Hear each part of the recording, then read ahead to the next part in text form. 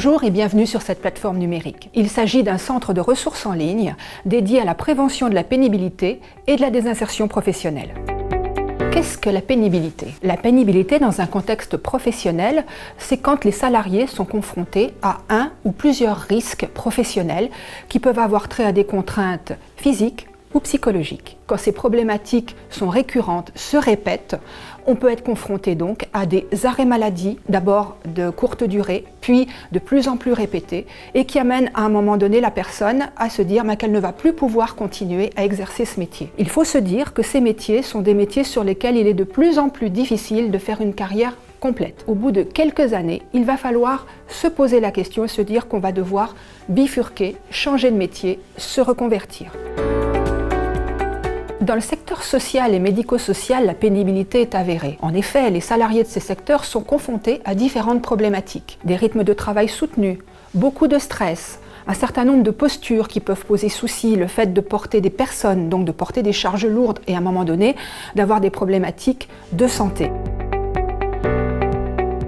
Dans le secteur médico-social que nous avons tous, médecins du travail, on peut observer de fréquentes inaptitudes, malheureusement, ou des restrictions au poste de travail. Et on peut dire que globalement, au bout d'une dizaine d'années, il y a pour nous une usure précoce au niveau physique par rapport à la pénibilité des tâches. Dans le cadre de l'expérimentation que nous avons menée dans le secteur du service à la personne et du médico-social, j'ai été amenée à rencontrer des salariés menacés d'inaptitude. C'était des aides-soignantes, des aides à domicile et des aides médico-psychologiques. Le constat est à ce jour que les anciennes professionnelles, qui ont plus de 20, 25 ans, voire 30 ans d'ancienneté, ont de grosses pathologies au niveau musculo-squelettique qui peuvent amener malheureusement à des inaptitudes au poste, avec des reclassements très compliqués. Dans cette branche sanitaire, sociale, médico-sociale, les risques de rupture pour inaptitude sont extrêmement importants.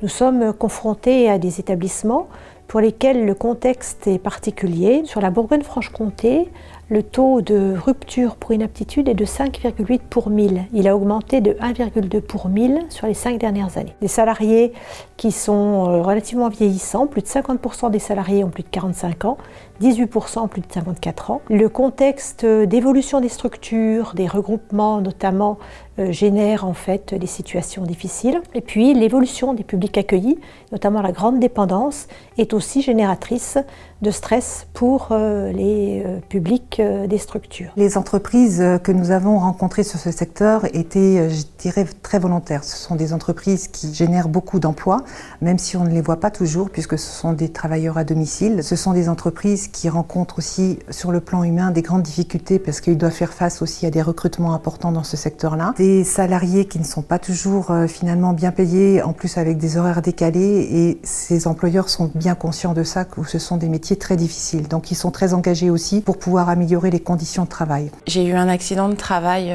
au niveau de mon dos où j'ai dû faire une reconversion professionnelle parce que beaucoup de médecins m'ont dit que travailler dans le médical était terminé pour moi. Puis au fur et à mesure qu'on vieillit, on voit que notre physique s'use aussi. On voit qu'on a des douleurs de plus en plus. Franchement, toutes les femmes qui arrivent en retraite, elles sont complètement abîmées. Il y a aussi un gros travail au niveau de la libération de la parole des salariés, pouvoir en parler. C'est pas tabou, et plus on va pouvoir en parler en amont, plus on pourra anticiper ce genre de situation, et plus effectivement on pourra éviter les situations de crise et les licenciements pour inaptitude. C'est un milieu où les contraintes sont autant physiques, puisque il y a un énorme travail avec le corps, et il y a un énorme travail de retenue de ses émotions, comme dans tout milieu de soins, qui fait que c'est quelque chose qui est coûteux au niveau psychologique et qui peut amener à des pathologies. De fait, d'aussi d'une usure de cette retenue, de cette contenance qu'on doit avoir quand on s'occupe des autres.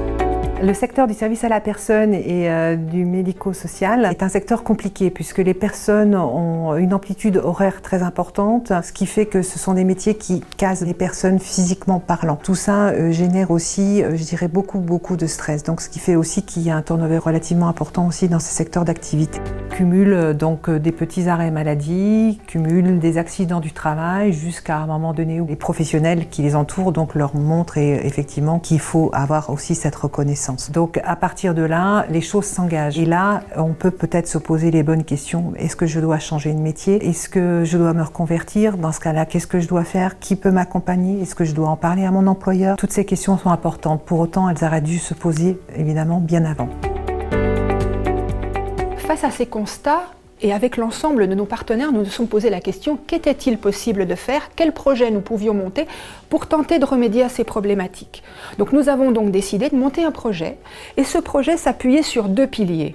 Le premier pilier s'agissait de monter une expérimentation qui nous permettait de partir d'observations de terrain. Nous avons souhaité travailler avec des entreprises qui étaient confrontées à ces problématiques et avec leurs salariés. Le deuxième pilier était de pouvoir travailler avec l'ensemble des professionnels qui étaient confrontés à ces problématiques pour partager des constats et ensuite des propositions de résolution. Nous avons rencontré tous ces acteurs du territoire en lien aussi avec les entreprises pour essayer de comprendre et de mieux travailler ensemble.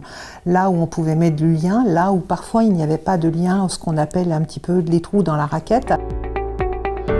Les propositions que nous avons élaborées avec nos partenaires à partir de cet état des lieux ont eu 2 aboutissements. Le premier, c'est cette plateforme numérique sur laquelle vous vous trouvez aujourd'hui.